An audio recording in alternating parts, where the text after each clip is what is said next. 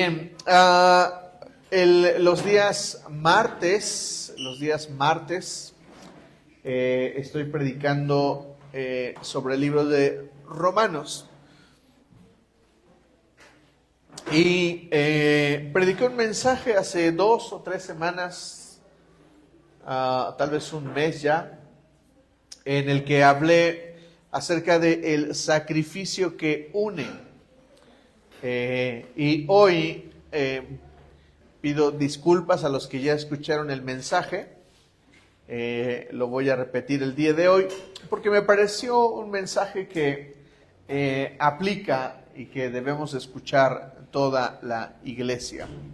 Por eso lo voy a repetir. El mensaje se llama el sacrificio que une. ¿Cuál es el mensaje de hoy? El sacrificio que une. Voy a ponerles en contexto. Vamos a ir a Romanos 12, que es justo donde nos encontramos en este momento.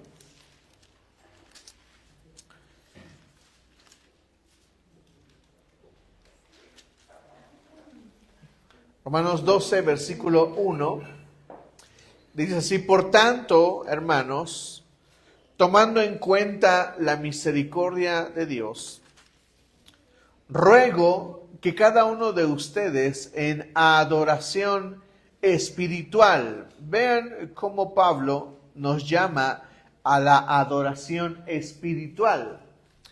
Y es interesante y muy definitorio lo que escribe después. Dice: ofrezca su cuerpo como sacrificio vivo, santo y agradable a Dios.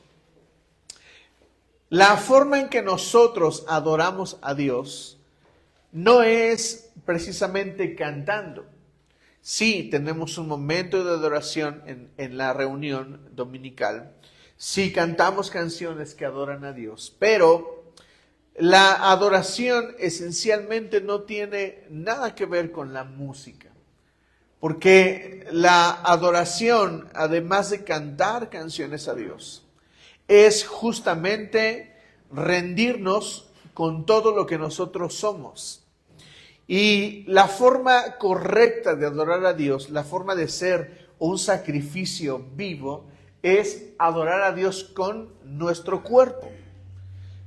En la ley se establecen sacrificios, se establecen animales que deben morir, animales que se deben de quemar por completo, pero después de la ley, en la gracia, no cambia la adoración, no cambia, sigue siendo un sacrificio. Por eso Pablo escribe en adoración espiritual y está implícito que a Dios se le adora con sacrificios espirituales. Por eso dice: ofrezca su cuerpo como sacrificio vivo. Y noten que ahora Pablo ya no le llama sacrificio como algo muerto, como algo que iba a morir, sino ahora el sacrificio es vivo. Ya no es un sacrificio que va a morir, ahora es un sacrificio vivo. Eso significa que la forma en que adoramos a Dios debe de ser llevada con nuestro cuerpo,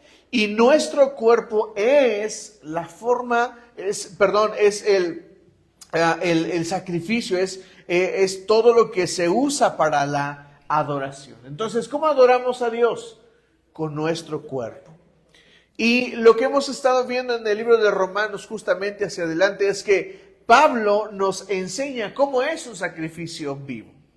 Nos va diciendo, nos va explicando cómo funciona el sacrificio vivo, y tuvimos mensajes muy interesantes, pero les decía que uno de estos que me impactó, que me ministró y que yo deseo que ministre a toda la iglesia es justamente el sacrificio que une.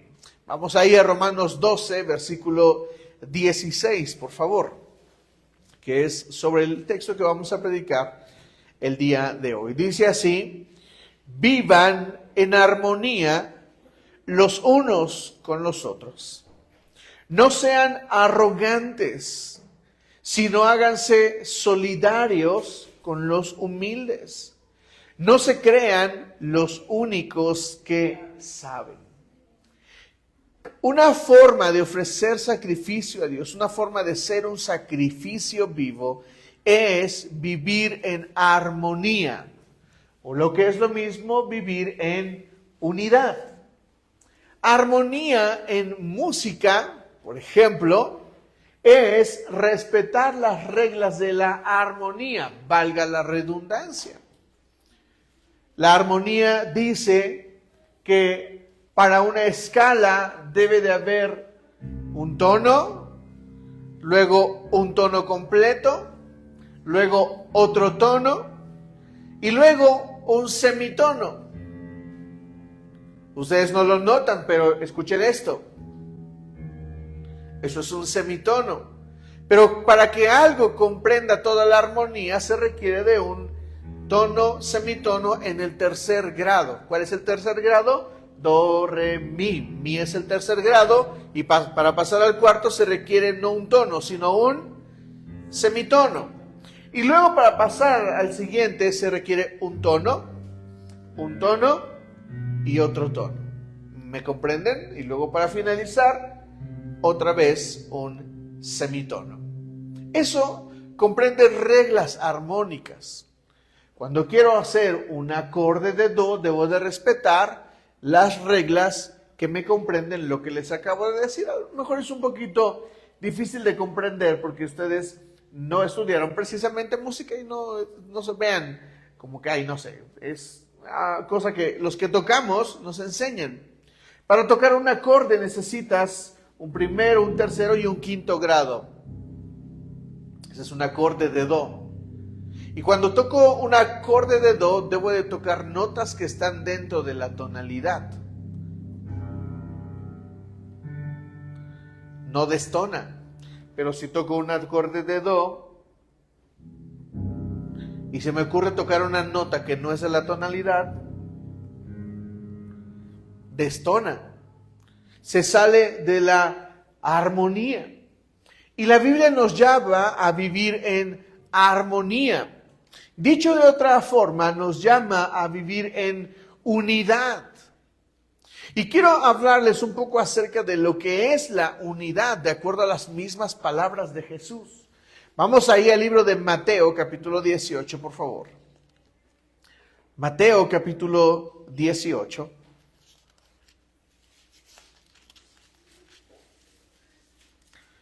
Y vamos a leer los versículos 19 y 20.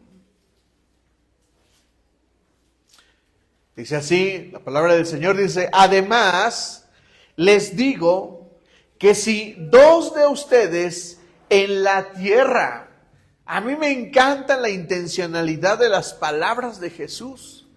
Dice, si dos de ustedes en la tierra se ponen de acuerdo sobre cualquier cosa que pidan, les será concedida por mi Padre que está en el cielo. Porque donde dos o tres se unen en mi nombre, allí estoy yo en medio de ellos. ¡Wow! Eso es armonía, eso es unidad. Y Pablo nos dice que un sacrificio vivo es aquel que se pone en armonía, en unidad. Por eso quiero hablarte un poquito acerca del poder del acuerdo. De esto he predicado algunas veces, pero próximamente voy a predicar sobre esto. Pero quiero decirte algunas cosas sobre el acuerdo, el poder del acuerdo. El poder del acuerdo tiene el poder de cambiar situaciones y aspectos de la vida de una persona y de una familia. ¿Me entienden? A mí me encanta, por ejemplo, cuando le pregunto a Silvia y a Rubén, ellos, cuando les pregunto, ¿ya sabes que va a estudiar tu hija? Sí, va a estudiar medicina. Pero sabes, cuando voy con Maura y le pregunto a Maura, ¿qué vas a estudiar? Ella me dice, medicina. Hay un acuerdo de 3 personas. Y le hice una pregunta hace tiempo, no sé si se acuerdan. Les pregunté, ¿están listos para los gastos? Y me encantó su respuesta. Sí, ya hemos pensado, sabemos lo que se invierte, sabemos los gastos que hay. Y Rubén me dice, mi pensión, todo lo que cosas que van a venir para mí, son para impulsar la carrera de mi hija. Hay un acuerdo. Pero ¿qué pasaría si Maura me dijera, ay, mis papás quieren que yo estudie medicina, pero yo quiero estudiar música? ¿Qué hay ahí? Hay desacuerdo, hay desarmonía en este sentido, o en ese sentido. No hay entonces acuerdo, pero el acuerdo tiene el poder de transformar toda una vida y toda una familia. Es tan poderoso el acuerdo que cuando una familia, una iglesia, un grupo se ponen de acuerdo, pueden cambiar totalmente su historia. Y dicho de paso, esta cosa interesante del acuerdo es que el acuerdo requiere de compromiso. ¿Requiere de qué? Compromiso. No requiere de obligación. Hay cosas que pueden requerir obligación. Por ejemplo, si un padre le dice a su hijo, lava los trastes, es su obligación. No es compromiso y no es si quieres, porque hay una autoridad. ¿Me están entendiendo? Eso es una obligación, pero el acuerdo se maneja de la línea del compromiso. Y no es lo mismo. Porque cuando hay acuerdo, yo me comprometo. Es como el pacto, como el matrimonio. ¿Me explico? ¿Hacia dónde vamos como familia? En la Escuela de Profetas, el apóstol Benjamín Manzano nos lanzó una pregunta bien retórica. La pregunta era, ¿a dónde vas? ¿A dónde vas como familia? Y nos hizo una pregunta más fuerte, nos dijo, ¿qué es lo primero que debería de haber en una familia? Y su respuesta a mí me aturdió, me cambió, me sorprendió, porque él dijo, lo primero que debería de establecerse en una familia es una visión. ¿A dónde vamos? ¿A dónde queremos llegar?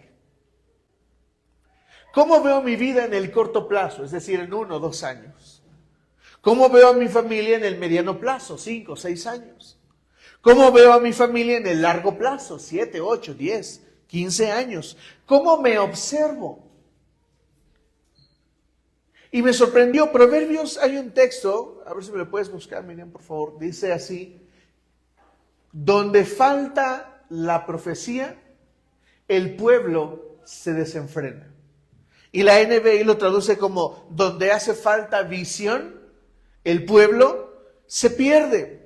Por supuesto, porque no hay una visión, no hay hacia dónde llegar, no hay. Por eso, mi primera pregunta esta mañana es, ¿tienes una visión? Familias que están aquí, ¿tienen una visión? Jovencitos que están aquí, ¿tienen una visión? ¿Saben a dónde quieren llegar? Porque eso es lo primero que se requiere. Lo segundo es que se requiere el acuerdo. Miren, Proverbios 29, 18 dice, donde no hay visión, esa misma palabra visión, la versión 60 lo traduce como profecía. Y sabes, es interesante porque la palabra profecía o la profecía, ¿de dónde viene? ¿De dónde? De Dios, es correcto. Una palabra profética, una visión puede venir del corazón de Dios. De hecho, viene del corazón de Dios. Ahora, vamos a quitarnos un poquito lo espiritualoides que podemos ser. Te voy a decir dónde puedes encontrar la palabra profética que Dios ha puesto en tu corazón. Eso se define con simples preguntas. Dulce, en las relaciones con personas, ¿cómo te imaginas tu vida? O mejor dicho, ¿cómo quieres tu vida? Te lo voy a preguntar directo porque ¿te quieres casar? Eso significa que Dulce tiene una visión. Díganme, ¿alguno de ustedes está pensando, estoy listo para convertirme en un narcotraficante famoso? ¿Alguien está pensando eso? No. Absurdamente hoy muchos niños piensan eso porque los papás los dejan ver la porquería que hay en la televisión, donde los narcotraficantes son héroes. ¡Qué tontería! Pero en la vida, ¿cómo quieres tú que sea el futuro? Silvia, ¿cómo te imaginas a Maura en 5 años? En la prepa, terminando la prepa, preparándose para iniciar la carrera. Ajá. ¿Con novio o sin novio? Sin novio. Eso es claro. ¿Cómo? Creciendo. Vean cómo la imagen es completa. Viviana, ¿qué esperas de los próximos 3 años? Yo siento para mí que mis hijos les fuera mejor, pero pues como ahorita acabas de decir, o sea, no coincidimos en los mismos pensamientos. Yo pienso una cosa para ellos y ellos piensan otra cosa. Exacto. Pero tu visión es lo mejor para mis hijos. ¿Ven cómo nadie desea nada malo? ¿Cuántos quieren ser prósperos? Todos queremos ser prósperos. ¿Cuántos quieren, no sé, un carro, una casa? Lo queremos. ¿Me están entendiendo? Nadie está pensando cosas malas. Allí está tu palabra profética. Porque Dios quiere lo mejor para ti. El problema es que no hemos estado de acuerdo. El problema es que no hemos considerado el poder que tiene la armonía, el acuerdo en nuestra vida. Porque si nos ponemos de acuerdo podemos salirnos. Hace unas semanas mi esposa cumplió años. Y habíamos planificado que para su cumpleaños íbamos a comprar una lavavajillas. Porque ella está harta de lavar trastes y yo también. Y saben, nos pusimos trucha, nos pusimos de acuerdo para juntar el dinero. Pero a la par llegó un correo de la empresa y me dijeron, oye, tienes 12 días de vacaciones, tienes que usarlos porque si no los usas, los vas a perder. Yo dije, pues dame mis vacaciones. Por eso pedí mis vacaciones desde el 31 de julio, que fuimos a la Escuela de Profetas, hasta el 13 de agosto.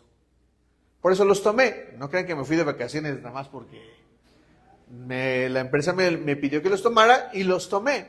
Entonces ya teníamos parte del dinero para las lavavajillas y teníamos pues dinero que habíamos ahorrado. Y entonces dijimos, ¿y si nos vamos? Y entonces yo había ahorrado un dinero que había juntado especialmente para su regalo. Y empecé a buscar boletos de avión y me di cuenta que me alcanzaba. Compré los boletos de avión y ella puso lo de su lavavajillas y nos fuimos de vacaciones. Adiós, lavavajillas. No tenemos lavavajillas hoy.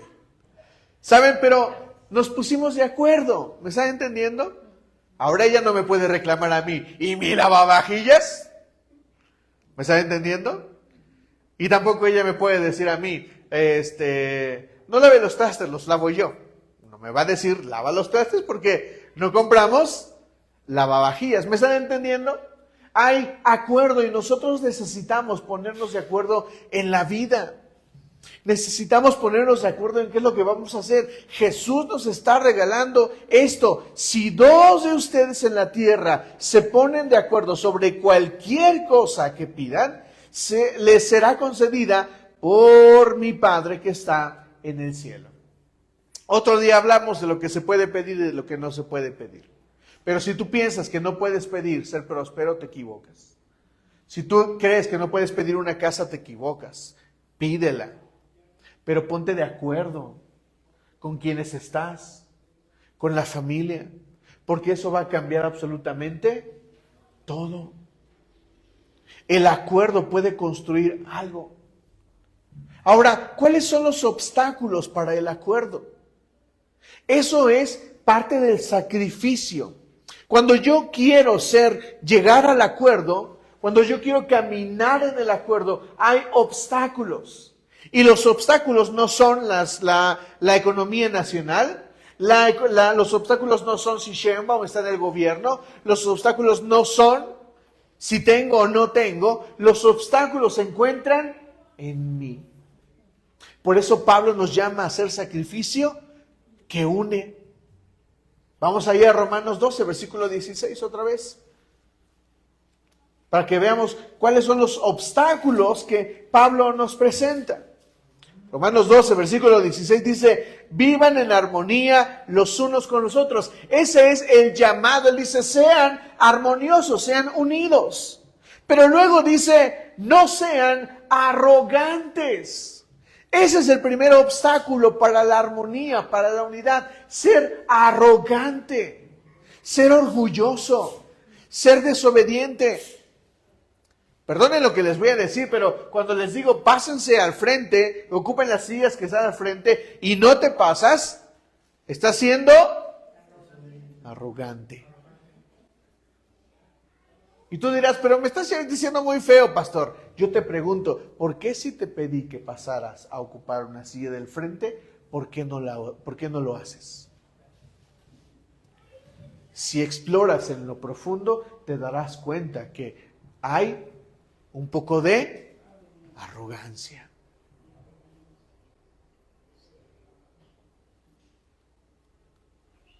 A veces somos tan arrogantes. Y la arrogancia es el pecado de Satanás, es el orgullo. ¿Qué es lo que quería Satanás? Colocarse en el lugar de Dios. Dijo, ahora me voy a subir yo al gran trono y gobernaré. Lo que se le olvidaba a Satanás es que hay alguien que es superior a él. Y ese es el asunto de la arrogancia. Que la arrogancia es rebeldía contra la autoridad. Pastor, pero ¿cómo soy arrogante cuando no hay acuerdo? Pues porque estamos faltando al acuerdo. Pongamos este ejemplo, que es el ejemplo que yo puse en la reunión. A los que ya vinieron ese día y se la saben, no digan. Esta es la cuestión que planteamos en la reunión.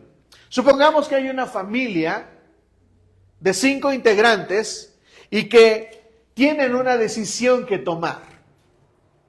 Y de la decisión que tomar, la pregunta es, ¿cuál es el medio para tomar una decisión? Porque el papá tiene una opinión, la mamá tiene otra, los hijos tienen otra y los otros 2 están de apoyo para la decisión que se tome. Pero por lo menos hay 3 opiniones. La pregunta es, ¿qué es o cuál es la decisión que deben de elegir? ¿Tuviste ese día, América? No, ¿verdad? América, ¿cuál es la decisión que debería de tomar esta familia? Ponerse de acuerdo todos para llegar a... Bueno, que cada quien dé sus opiniones. Ajá. Ya el punto de vista de cada uno se tiene que llegar a un acuerdo. Ok. Yair.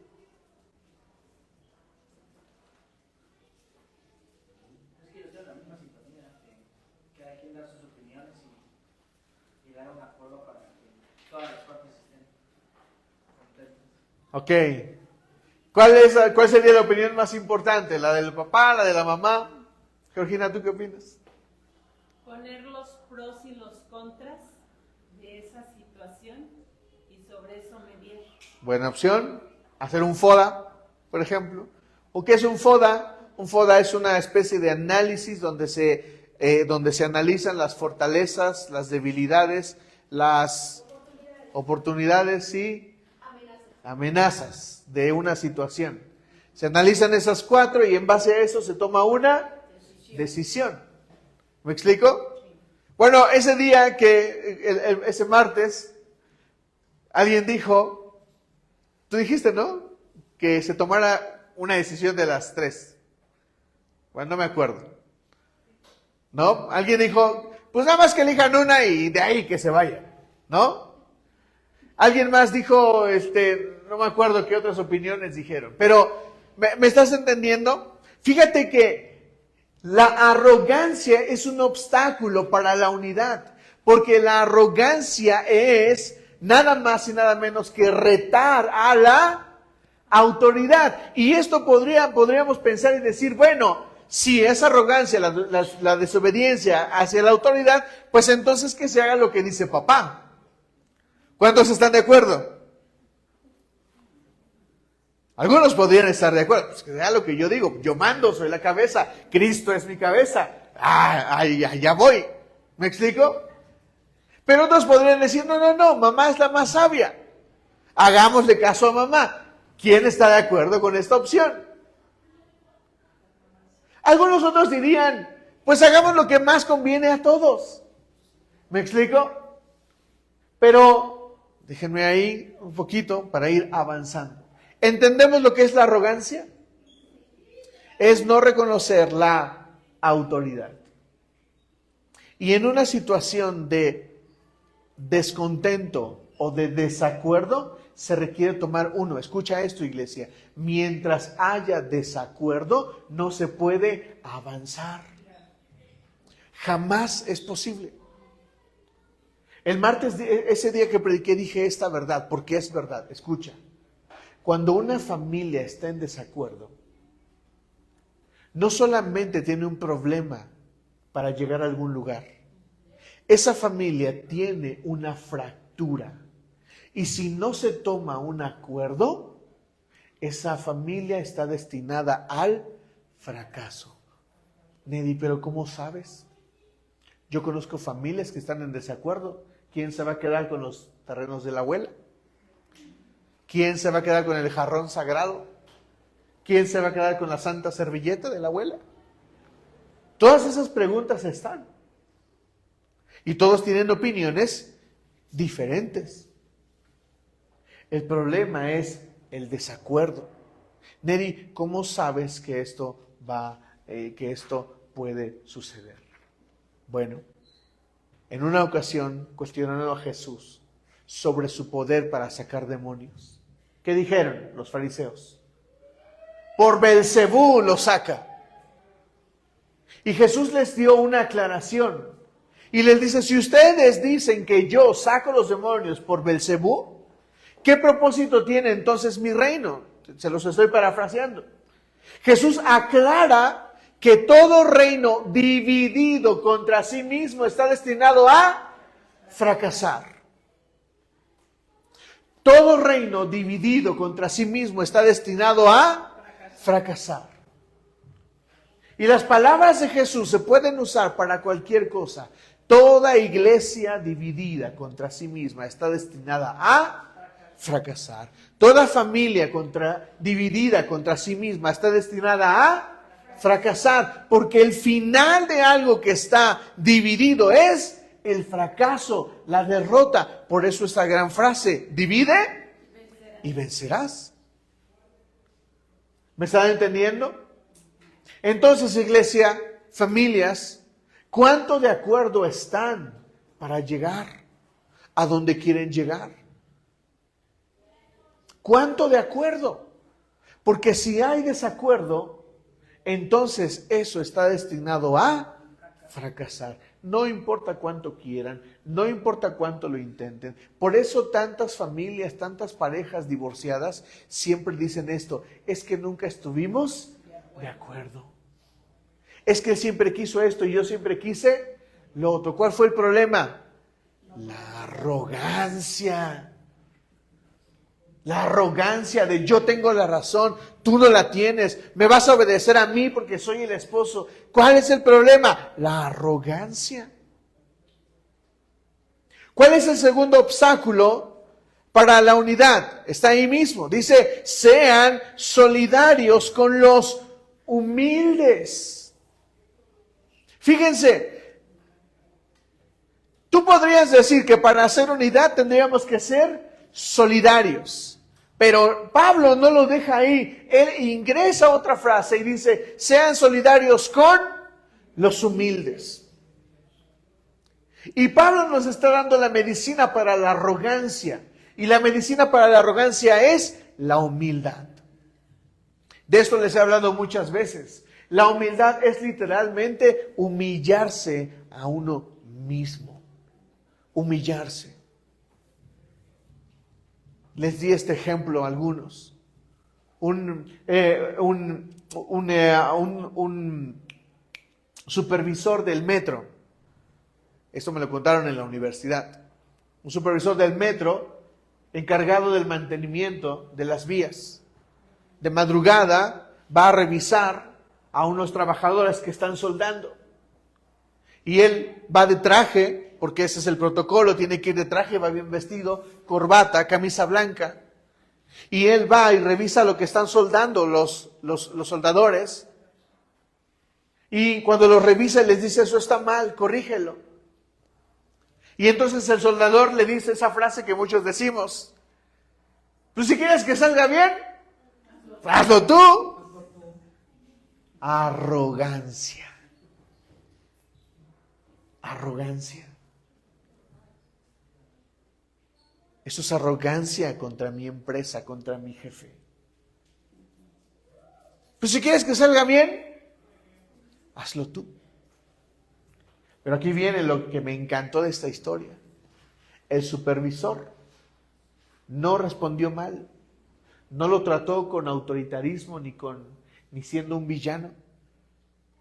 Él le dijo, está bien, te voy a enseñar. Con las palabras más calmadas que un supervisor pueda usar. Se quita el saco, recoge su corbata, se recoge las mangas, toma la herramienta y le enseña al soldador cómo se hacen las cosas. Humildad. La humildad es la gracia de bajarte al nivel de otros. Lo que te voy a decir a continuación no es presunción. El primer libro que yo leí sobre hermenéutica me costó, como no tienes idea, entenderlo. Yo lloré porque había cosas que no entendía y a mí me molestaba no entender una lectura que yo estaba teniendo. Fue uno de los libros que compramos para las lecciones. Y ahora que abro el libro, otra vez había unos conceptos ahí medio raros que yo tuve que abordar. Lo que te enseñé hoy fue toda la masticada que me eché hasta las 2 de la mañana. No te estoy presumiendo, te estoy diciendo que me costó comprender y plasmártelo en unas cuantas palabras en una, porque lo que leí anoche fue bastante de este libro. Y lo que nosotros tenemos, ¿cómo me oiría yo si llegara aquí y les dijera, si no lo entienden, pues es su problema? Y usara yo las palabras que esos cuates usan que piensan que todo el mundo entiende. ¿Qué pensarían ustedes de mí si yo me comportara como un sabiondo con ustedes? Obviamente ustedes dirían, este es un presumido. Porque sería, pues, la verdad. A mí me encanta cómo mi pastor me enseña. Él no usa palabras rimbombantes. Él usa palabras cortas que yo pueda entender. Y de hecho, él cuando nos habla acerca de la predicación nos dice esto: prediquen de manera que un niño de 13 años pueda entender lo que ustedes están hablando. Cuando empecé a predicar, mis predicaciones eran malísimas, pésimas. Cuando terminaba de predicar me daba tanta pena. Y luego mi esposa, el Mike, se reían de mí por las palabras que usaba. Y era cierto. Lo hacíamos en broma y está bien. Pero lo que les digo es que necesitamos humillarnos. ¿Cómo le enseñas a tu hijo a abrocharse o a hacer el moñito de las agujetas? Hay padres que son arrogantes y se paran. Dale vuelta ahí, dale, agarra tu dedo, dale así no. Pero un padre que es humilde, se agacha. Hace el nudo, mi papá se ponía junto a mí porque yo tenía problemas de comprensión de la izquierda a derecha y él me decía izquierda y yo decía, pero ¿cuál izquierda? ¿La tuya o la mía? ¿Para dónde jalo? Y él entonces se paraba junto a mí y me decía, mira, así. ¿Me entienden? Humildad. Debemos de ser solidarios con los humildes. Con esto digo esto. ¿Sabes a qué persona seguir cuando necesitas hacer un acuerdo? A los humildes. Si encuentras a una persona que es orgullosa, presumida, arrogante, no trates de hacer acuerdos con esa persona, porque esa persona lo único que hará será tratarte mal. Pero un humilde, con un humilde se puede hacer mucho. Con el que dice, yo sí le entro, dime cómo le hago, enséñame. Con eso se puede. Y la palabra nos llama a ser solidarios con los humildes. Y el último obstáculo es este, dice Pablo, no creas que eres el único que sabes. Siempre habrá alguien que sepa más que tú. Siempre habrá alguien más habilidoso que tú. Siempre una cosa que les decimos aquí a los músicos es ensáyale, practícale, porque un día puede llegar alguien a la iglesia que venga con el corazón correcto, con la habilidad correcta, con la humildad correcta, y ¿sabes qué va a pasar? Te va a llevar de calle. Porque puede ser humilde, lo necesario para que pueda crecer. Por eso a las personas debemos de enseñarles humildad. Siempre habrá alguien mejor que tú. Así es de que no te creas que lo sabes todo. Planteo la misma pregunta. ¿A quién le hacemos caso? ¿Al papá? ¿A la mamá? ¿A la opinión de uno de los hijos? ¿O a los otros que no saben ni qué decidir en la vida? Bueno, quiero ver contigo esta parte de la Biblia. Primero déjame ver dos aspectos importantes de la unidad. Primero vamos a Efesios capítulo 4, por favor. Efesios capítulo 4, versículos del 4 al 7. Efesios capítulo 4, versículos del 4 al 7. La iglesia está dividida o está categorizada en dos secciones. La iglesia universal y la iglesia local. La iglesia universal y la iglesia local. Son dos divisiones de la iglesia. ¿Cuál es la iglesia universal? Bueno, la iglesia universal es toda la iglesia en el mundo.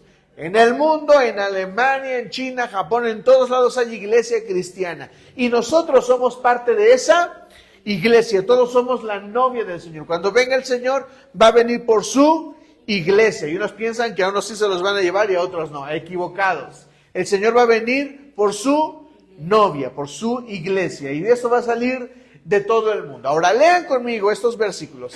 Efesios 4, versículos del 4 al 7. Dice así. Hay un solo cuerpo y un solo espíritu, así como también fueron llamados a una sola esperanza, un solo Señor, una sola fe, un solo bautismo, un solo Dios y Padre de todos, que está sobre todos y por medio de todos y en todos. Pero cada uno de nosotros se nos ha dado la gracia en la medida en que Cristo ha repartido los dones. ¿Qué significa esto? Que a la iglesia universal se nos han dado dones. Y todos debemos entrar a este compromiso, porque esto no es obligación. Yo pregunto, ¿alguien vino a la iglesia por obligación? ¿A cinturonazos, a golpes o a un pistolazo? Nadie. Nadie. O a alguien le dijeron, me voy a divorciar si no vas a la iglesia. A nadie. ¿Me explico? Todos vinimos a la iglesia porque quisimos venir. ¿Me están entendiendo? Y en este sentido, la iglesia debe de comprender que cuando se une al cuerpo de Cristo, viene algo que se llama compromiso. ¿Qué es lo que hay en la iglesia? Compromiso. Y por eso Pablo nos llama en este sentido a un solo espíritu, una sola fe, un solo llamado, una sola esperanza, una sola doctrina. Por eso la Biblia describe doctrinas fundamentales, porque la Biblia debe estar alineada a esas doctrinas fundamentales. Podríamos estar en desacuerdo en algunas doctrinas, y está bien, pero en las fundamentales, no. ¿Me comprenden? Y entonces en este sentido yo debo de comprender que como iglesia yo tengo un llamado al compromiso. Escuchen esto. En Juan capítulo 17 hay una oración de Jesús.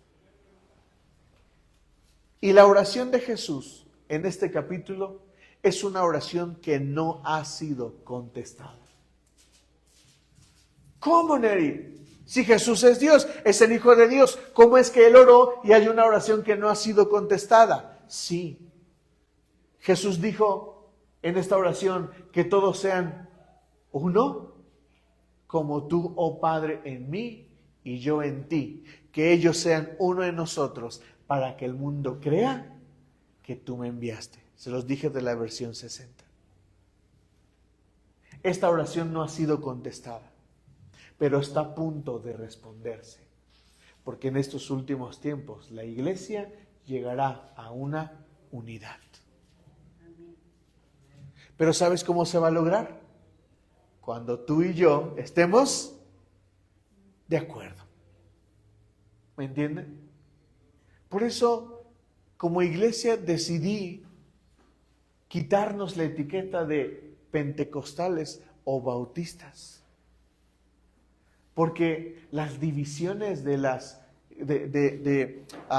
denominaciones de la iglesia, lo único que han traído es división. Que los pentecostales están locos, que los bautistas están muertos, que los presbiterianos no saben. Eso solamente nos ha dividido. ¿Me están entendiendo? Y tú tendrías que estar de acuerdo conmigo en mi postura pastoral. Porque si nos esforzamos en poner divisiones en la iglesia, lo único que lograremos es justo eso, división.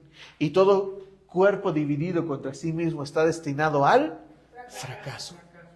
Como iglesia no hemos alcanzado nuestro mayor logro. ¿Saben que solamente Estados Unidos es el país que más ha mandado misioneros al mundo? La pregunta es, ¿por qué no hay más misioneros cristianos, mexicanos? Porque hemos estado divididos. ¿Me comprenden?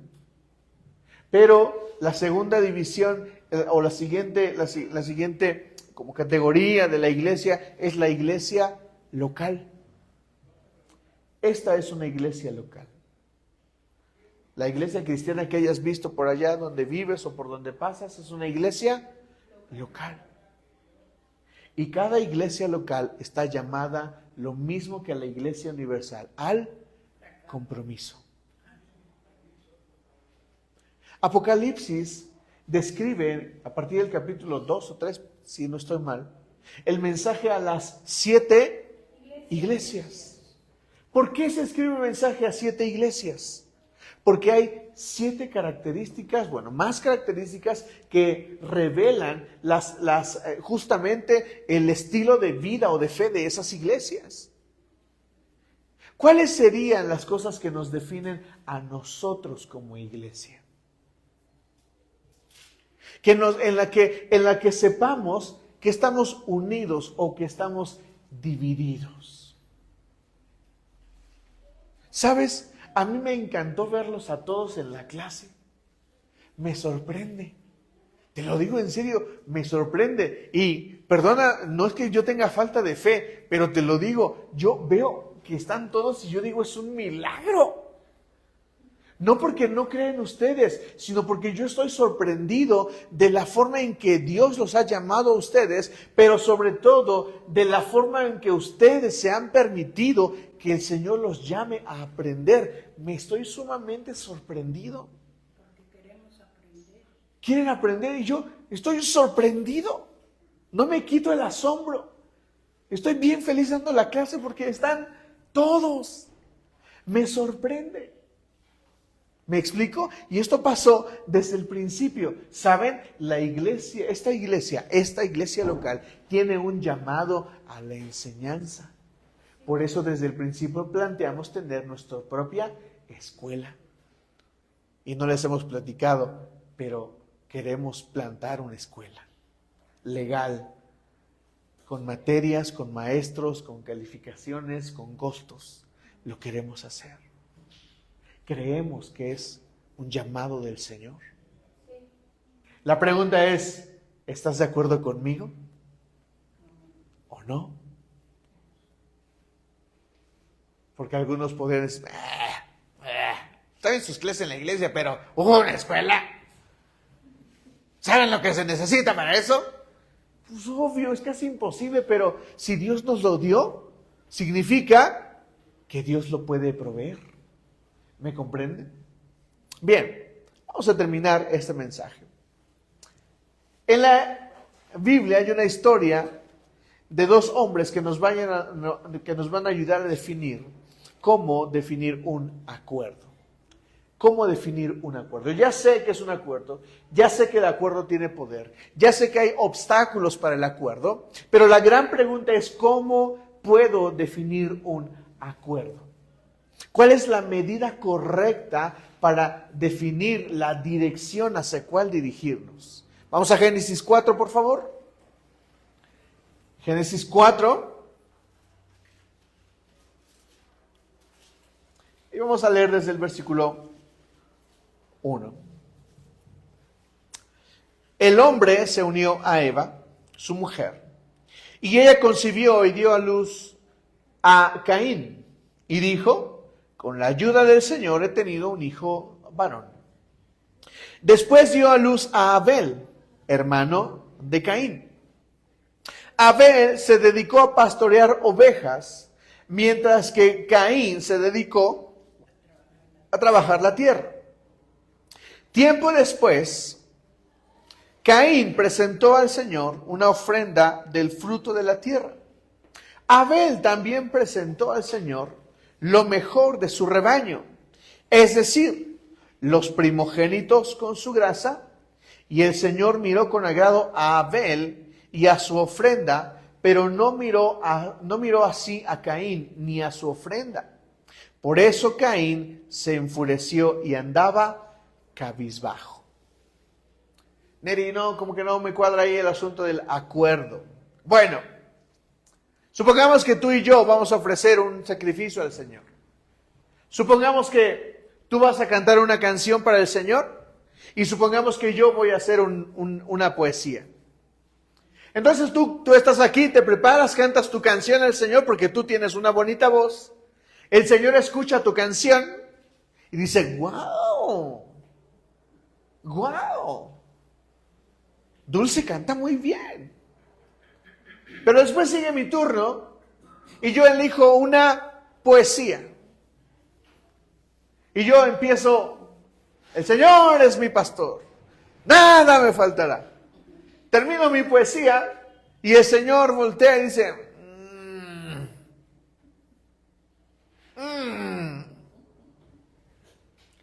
como que no. Elijo a Dulce. El asunto en este problema es el sacrificio. Te pregunto, ¿qué tenía de malo que Caín fuera agricultor? ¿Qué tenía de malo? ¿Qué tenía de malo o de bueno que Abel fuera pastor? ¿Qué tenía de malo? Nada. Entonces, ¿cuál es el problema de que un sacrificio haya sido bueno y que del otro haya sido rechazado? ¿Cuál es el problema? De acuerdo, para ofrecer lo mejor los dos. Podríamos decir, el asunto es que cada uno ofreció su acuerdo. ¿Qué es lo que determina qué está mal y qué está bien en ese sacrificio? Exacto, ese es el único problema. Mira, Cuando este día que prediqué este mensaje, les dije, mira, hay una frase que no es nada bíblica entre los padres. Le voy a dar a mi hijo lo que yo nunca tuve. ¿Eso es bíblico? No. ¿Es bueno? Sí, suena bonito. ¿Está bien? Está bien. Dale a tu hijo lo que tú no tuviste. Suena bonito, suena poético. ¿Me estás entendiendo? Pero, ¿es correcto? ¿Cómo lo sabes? ¿Cómo lo sabes? Hay un desacuerdo en la familia. El papá tiene una idea, la mamá tiene otra. Los dos hermanos van a ofrecer un sacrificio. Y Caín dice, yo voy a traer todas mis manzanas. Y Abel dice, yo voy a traer lo mejor de mis borregos. Hacemos el sacrificio.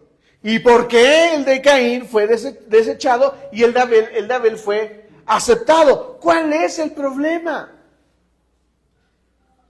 Que uno dio lo mejor y el otro nomás dijo, voy a dar un sacrificio y el otro dio lo mejor que tenía. Exacto, pero hablemos de la pregunta clave. Está bien, Rubén, pero ¿cuál es la respuesta a la pregunta que estoy haciendo? ¿Cuál es el problema en el acuerdo? ¿Por qué los dos no pueden caminar juntos en el acuerdo? Yo pregunto, ¿plantar sandías está mal? No. ¿Qué de malo tenía entonces el sacrificio de Caín? ¿Qué de malo o qué de bueno tenía el sacrificio de Abel? Justamente eso, que Abel dio lo primero, lo primogénito, pero Caín se dice que solamente dio un sacrificio. ¿Me explico? Y Dios desde el cielo voltea y dice, te pasas, Caín. Porque me trajiste las sandías que recolectaste la semana pasada, pero tienes 3 allí que son nuevas y no me las quisiste dar. Te pasas de lanza, Caín. Me trajiste una caja de guayabas. Míralas, están negras. ¿Quién define la línea correcta para un acuerdo sacrificial? Porque el Señor nos llama a hacer sacrificios vivos. El problema es que el Señor no va a aceptar sacrificios que no sean de acuerdo a su voluntad. Lo voy a decir de esta forma. Para llegar a un acuerdo, lo mejor es elegir algo superior a mí. Te voy a dar un apunte pastoral personal. Yo pregunto, me hago esta pregunta. ¿Quién le enseñó a Caín y a Abel a hacer sacrificios? ¿Quién le enseñó? Obvio. No lo dice la Biblia, pero para empezar, ¿por qué hicieron sacrificios? Pues era una costumbre. ¿Quién les enseñó? Pues seguramente se los enseñó Adán o Eva, no sé. ¿Me estoy explicando? ¿Me están entendiendo? Pero hubo un estándar que se publicó. Y no se trató de que Eva llegara y dijera, mira, Caín, tú eres mi preferido. Yo te voy a decir, le vas a llevar una ofrenda al Señor, dásela de esta forma y de esa forma y de esa forma. Dale, porque como mamá, esa es mi opinión. Y tampoco Adán fue con Abel y le dijo, mira, Abel, vas a ofrecer un sacrificio al Señor. Yo te digo que lo hagas de esta manera y de esta y de esta y de esta, porque es mi opinión. ¿Quién establece el estándar para el acuerdo sacrificial? Dios, algo superior. Dianita, ese que prediqué, dijo esto, fenomenal. Deberíamos de acordar lo que la palabra de Dios dice. Porque la palabra es superior a mí. Es superior a mi opinión. Es superior a mi carácter. Por eso, como hijos de Dios, al elegir un acuerdo, deberíamos de decidir sobre lo que dice la Biblia, porque es superior a mí. Como hijos de Dios tenemos la gracia de tener donde descansar nuestras controversias. ¿Tienes un problema de acuerdo? Lee la Biblia. ¿Qué dice? No, es que yo le quiero dar a mis hijos lo que yo jamás tuve. ¿Qué dice la Biblia? Es que a mí mi papá me pegaba y yo no le quiero pegar a mis hijos porque solamente me traumatizaron. ¿Qué dice la Biblia? Dales unos manazos para que aprendan, para que entiendan que sus malas decisiones tienen consecuencias. ¿Qué más dice la Biblia? Padres, no llamen a sus hijos a ira. Es decir, si le vas a dar, dale, pero escucha. Haz que tu hijo después de eso tenga un momento de paz contigo. Porque si tú le pegas y provocas separación e ira, no lo estás haciendo bien. Lo estás haciendo completamente mal. ¿Ven cómo no es tan fácil? Es fácil, pero complicado en el sentido de que lo que debemos de obedecer es la Biblia.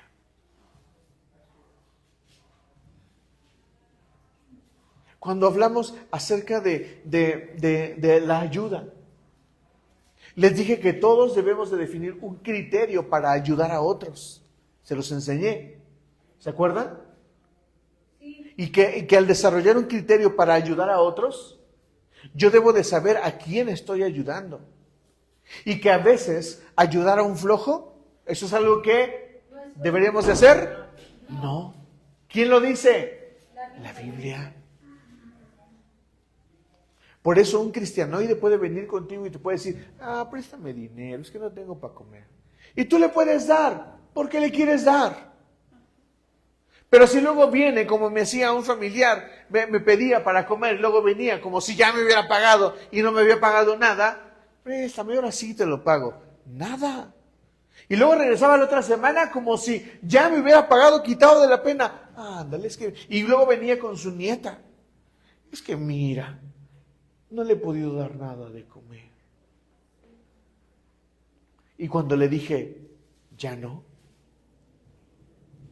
lo primero que saltó de su boca fue, ¿por qué? Si eres cristiano. ¿Es antibíblico eso? No lo es. Está en la Biblia. ¿Qué dice la Biblia? El que no trabaje, que no coma.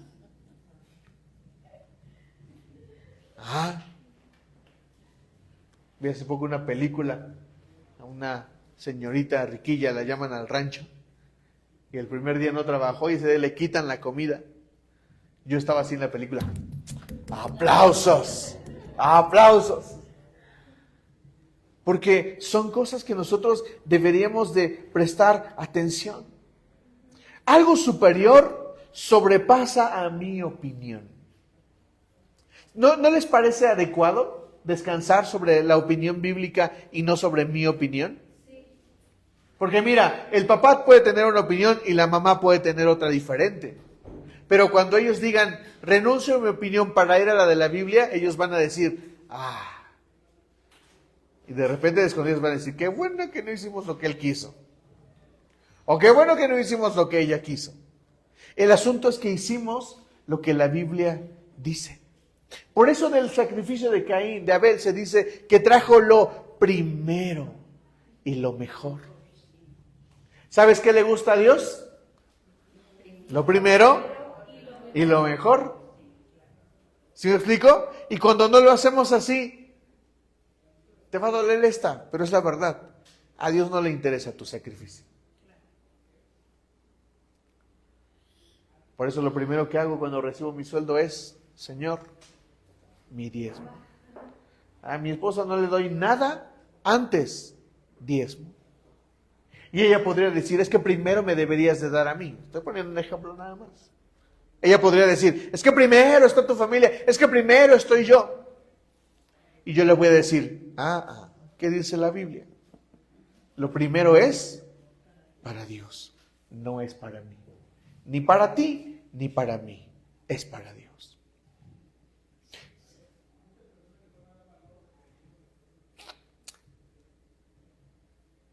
Algo superior sobrepasa mi perspectiva. Yo puedo tener una perspectiva, pero la perspectiva bíblica es mejor. Necesito rendirme ante algo superior. Para terminar este mensaje, les hablo, familia, y hablo sobre a ustedes y sus relaciones. ¿Están de acuerdo en hacia dónde van? ¿Ya tienen una visión? Pregunta importante. ¿Están listos para renunciar a su arrogancia y a su orgullo para rendirse ante algo superior? Porque no se trata de rendirse hacia la otra persona, que tal vez su opinión puede ser muy buena, pero lo mejor es la Biblia. ¿Estás listo? Y quiero hablarte de algunas cosas de esta iglesia. En esta iglesia hay una frase que les ponemos en la pantalla. Esta iglesia es un lugar donde Dios hace, se la saben. Este es el lugar. Porque creemos que nosotros no podemos. Creemos que Dios sí puede en nosotros. Esta iglesia es una iglesia de adoración. Cuando hemos ido a muchos cursos, y ¿sabes qué es de la cosa principal en la que nos insisten en los cursos? Por ejemplo, en la Escuela de Profetas. Nos dicen que las canciones que se cantan deberían de estar acorde a la predicación. Y yo entiendo que te guste eso, pero aquí no se hace eso. Porque mi visión, que creo que Dios la puso en mí, que ni siquiera es la mía, sino que es la que Dios puso en mí, para transmitírtela a ti, es que cuando adoremos solamente a Dios. A mí no me importa que las canciones estén de acuerdo al mensaje. No me importa, porque el momento de adoración es un momento para entregarnos a Dios. Por eso, cuando cantamos canciones, únicamente alabamos y adoramos. Esa es nuestra visión sobre la alabanza y la adoración.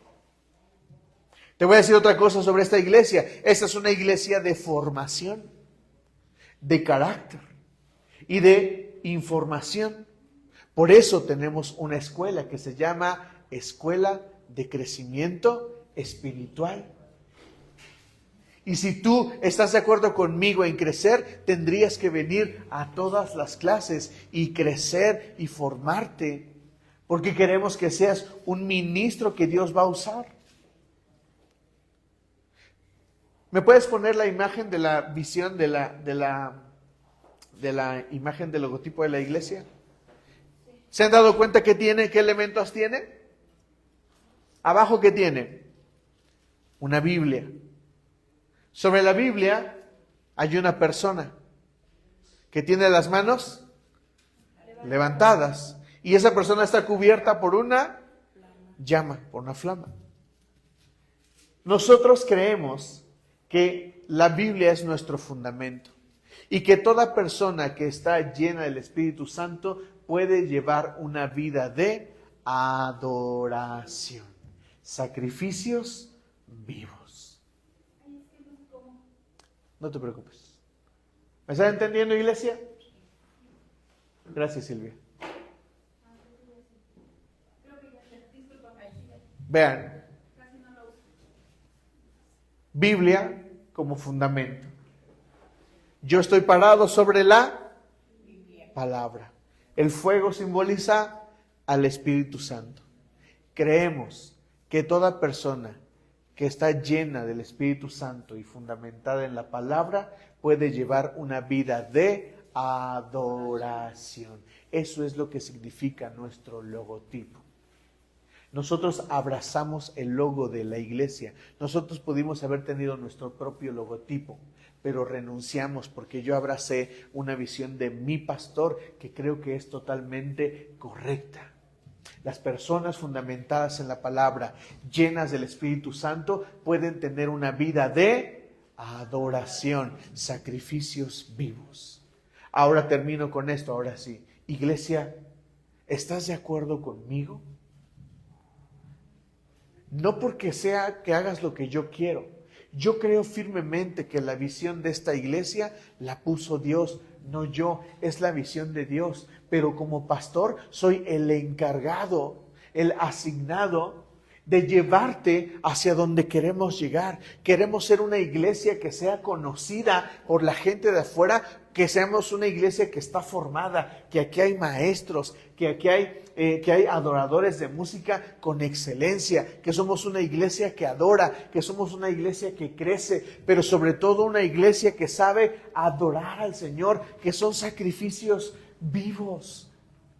Te pregunto, iglesia, ¿estás de acuerdo conmigo? Yo espero que sí, porque en la medida en que tú estés de acuerdo conmigo, podemos crecer y llegar a donde Dios nos ha mandado. Pero si tú no estás de acuerdo, no importa cuánto yo quiera, porque todo cuerpo dividido contra sí mismo está destinado al fracaso. La pregunta de hoy no es solamente a dónde llegarás como familia, como persona. La pregunta es también hacia dónde llegaremos como iglesia. Y yo oro que tú abraces la visión de esta iglesia, que te comprometas, no obligación, compromiso, porque el compromiso es voluntario, la obligación es un deber. Pero el compromiso es un deber al que tú mismo te metiste. Ser iglesia es un llamado al compromiso. Y la pregunta será entonces si tú puedes ser llamado al compromiso. Lleguemos lejos, iglesia. Y llega lejos. ¿Me dices amén? Amén. Ponte de pie y vamos a dar gracias al Señor.